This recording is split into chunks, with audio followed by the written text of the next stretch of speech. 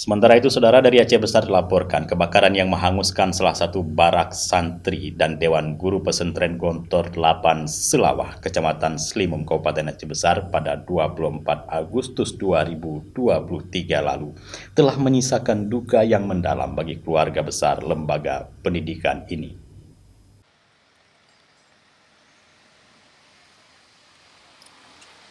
Mengetahui kondisi tersebut, Komunitas Perempuan Peduli Aceh, KAPAH, kembali melakukan aksi kemanusiaan bagi para korban kebakaran di pesantren Gontor 8 tersebut.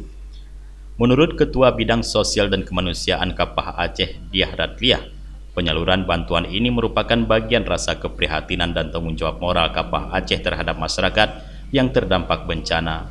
Diah Radliah menambahkan, bantuan yang terkumpul merupakan hasil donasi dari para relawan KAPAH berupa sembako dan alat-alat tulis yang sangat dibutuhkan oleh para santri saat ini. Alhamdulillah, kami dari anggota KAPAH, organisasi peduli perempuan, datang mengunjungi ke Gontor yang musibah kebakaran. Mudah-mudahan dengan bantuan kami dapat dimanfaatkan oleh santri-santri yang ada di Gontor ini. Kami dengan ikhlas mengantarkan bantuan-bantuan semua.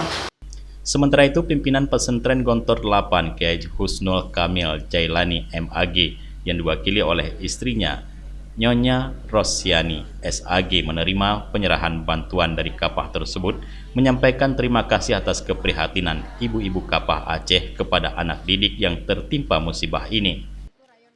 Kami ucapkan terima kasih atas kedatangannya. Mudah-mudahan ini merupakan suatu ibadah yang luar biasa. Kemudian kami menghaturkan keikhlasan. Alhamdulillah mereka dengan ikhlas ke sini. Terima kasih banyak. Mudah-mudahan bermanfaat untuk anak-anak dan semuanya.